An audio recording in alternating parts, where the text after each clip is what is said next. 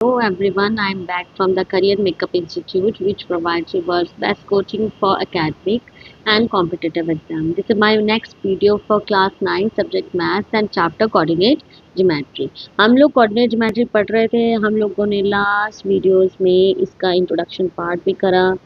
ठीक है, इसकी एक्सरसाइज 3.1 भी करी. इंट्रोडक्शन में मैंने आपको मैक्सिमम से मैक्सिमम बेसिस जो है इसके क्लियर कराए हुए हैं.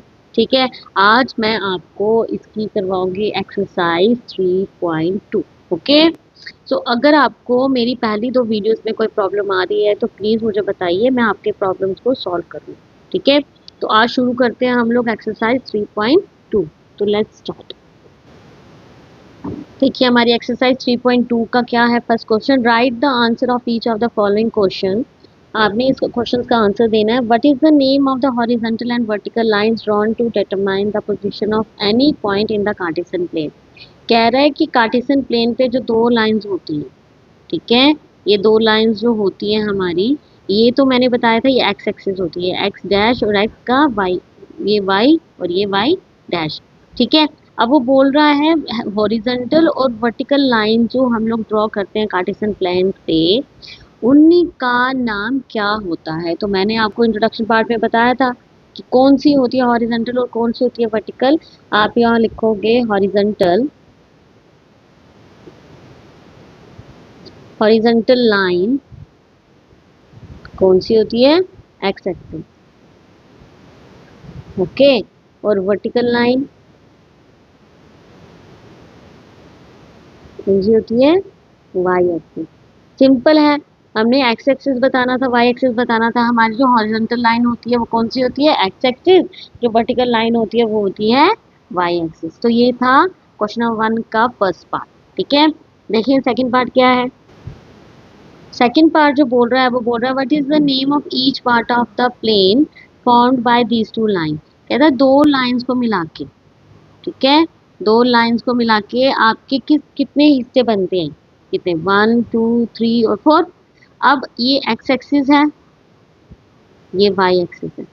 आपको बताना है इन हिस्सों के नाम क्या है, हर एक पार्ट का नाम बताना है. तो मैंने क्या बताया था, हर एक पार्ट का नाम क्या होता है, हर पार्ट का नाम होता है quadrant.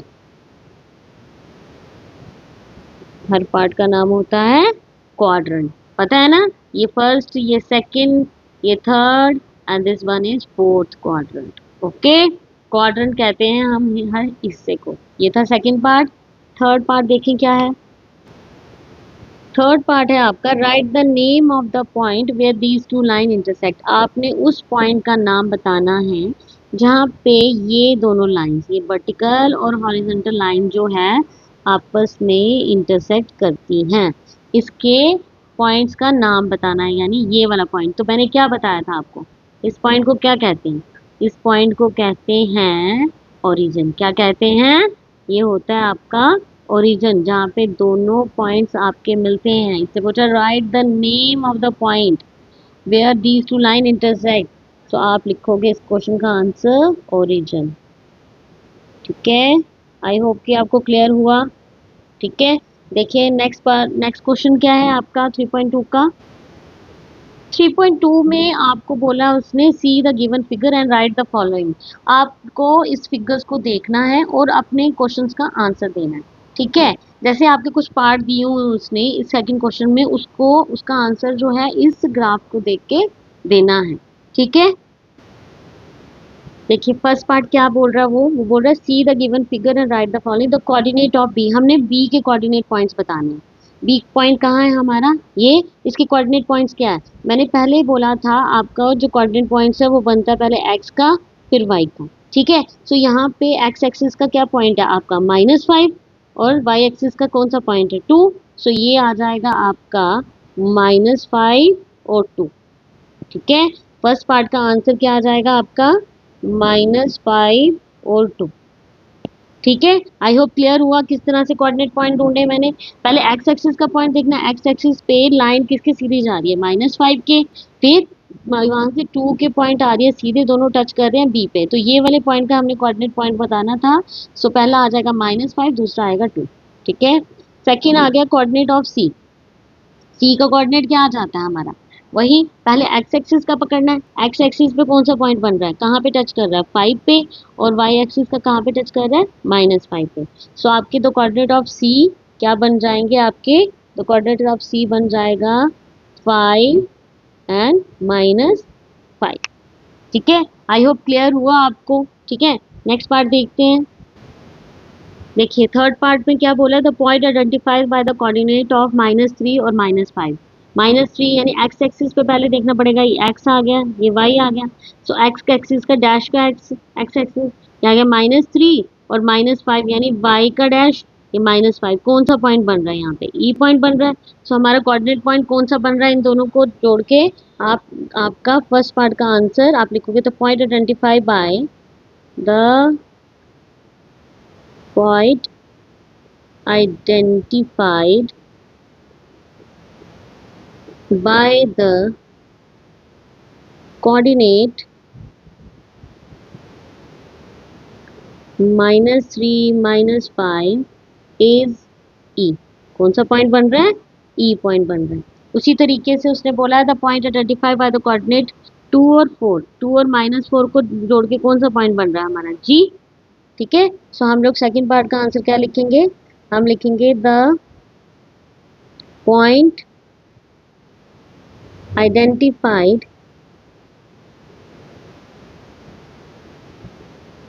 by the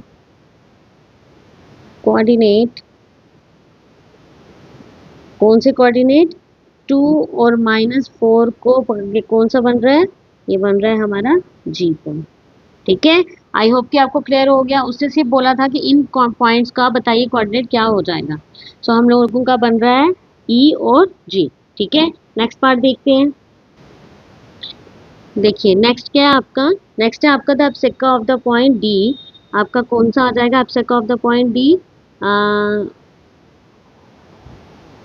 point D कहाँ पे है, आप लोग देखोगे कि एक्स एक्सिस कहाँ पे है, एक्स एक्सिस आ गया आपका ये आ गया एक्स एक्सिस ये, और वाई एक्सिस ये। सो मैंने आपको इंट्रोडक्शन पार्ट में क्या बताया था कि एब्सेक्का क्या होता है, एब्सेक्का होता है हमारा, एब्सेक्का का मतलब क्या होता है, एब्सेक्का होता है एक्स एक्सिस, यानी अगर कोऑर्डिनेट पॉइंटर आपको दिए हुए हैं उसमें एक्स एक्सिस क्या है, और ऑर्डिनेट क्या होता है, ऑर्डिनेट होता है आपका वाई एक्सिस।